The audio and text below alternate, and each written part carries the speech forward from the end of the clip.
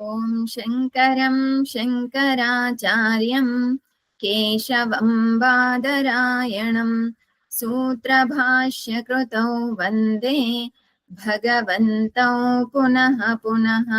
ఈశ్వరో గురురాత్మేతి మూర్తిభేద విభాగినే వ్యోమవద్ వ్యాప్తదేహాయ దక్షిణామూర్తయే నమః. శ్రీమద్భగవద్గీత ద్వితీయ అధ్యాయం 4వ శ్లోకం.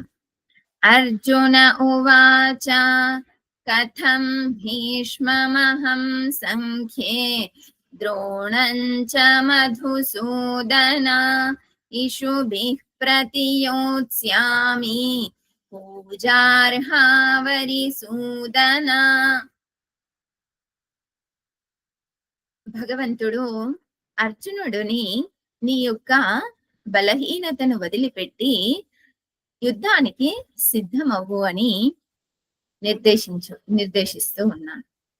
అర్జునుడు తన యొక్క సందేహాలను వ్యక్తం చేస్తూ ఉన్నాడు. సంఖ్యే అహం భీష్మం ద్రోణంచ ఇషుభిః కథం ప్రతియోత్స్యామి. ఓ మధుసూదన, ఈ యుద్ధంలో భీష్మ పితామహుడికి అలాగే ద్రోణాచార్యుడికి ఎదురుగా బాణాలని ఎలా నేను వెయ్యగలను? ఎందుకు? వాళ్ళందరూ కూడా పూజార్హులైనటువంటి వారు.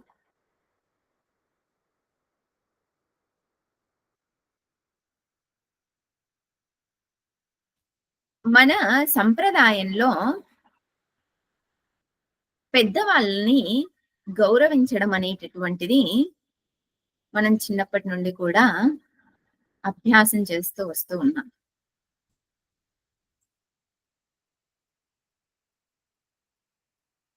పెద్దవాళ్ళకి నమస్కారం చేయడము, అలాగే వాళ్ళ సలహాలు తీసుకోవడము, వాళ్ళ సహాయాన్ని తీసుకోవడము, ఇటువంటివన్నీ కూడాను సహజంగా మనకి సంప్రదాయ కుటుంబాల్లో నేర్పిస్తూ ఉంటారు.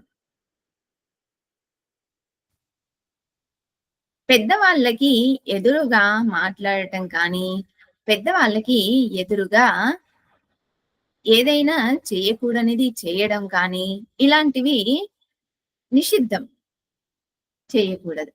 ఇక్కడ ద్రోణాచార్యులు, భీష్మ పితామహులు సర్వశాస్త్రజ్ఞులు. భీష్మ పితామహులను మించినటువంటి జ్ఞాని మరొకరు లేరు, మహాజ్ఞాని. అటువంటి భీష్మ పితామహుడికి ఎదురుగా నేను ఎలా బాణాలను వేయగలను? అది ఎంతవరకు సరైనదవుతుంది? ద్రోణాచార్యుడు గురువు.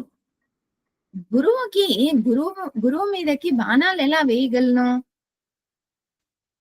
అనేటటువంటి సందేహం అర్జునుడిలో కలుగుతుంది.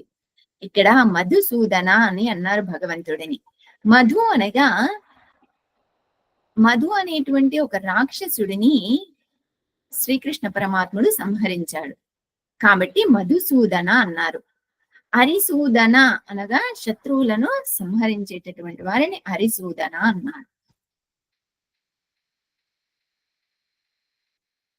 తర్వాత ఇంకా అర్జునుడిలో ఉన్నటువంటి సందేహాలన్నింటినీ కూడా వ్యక్తం చేస్తూ వస్తూ ఉన్నాడు. ఈ సందేహాలు కొన్ని సందర్భాల్లో మనలో కూడా ఉంటాయి. కాబట్టి మన సందేహాలకి, ఇక్కడ అర్జునుడి సందేహాలు కాదు, మన సందేహాలకి భగవంతుడు సమాధానం ఇస్తూ ఉన్నాడు తర్వాతి శ్లోకాలలో. ఓం పూర్ణమదః పూర్ణమిదం పూర్ణాత్ పూర్ణముదచ్యతే పూర్ణస్య పూర్ణమాదాయ పూర్ణమేవావశిష్యతే. ఓం శాంతి శాంతి శాంతి. హరి ఓం. శ్రీ గురుభ్యో నమః. హరి ఓం.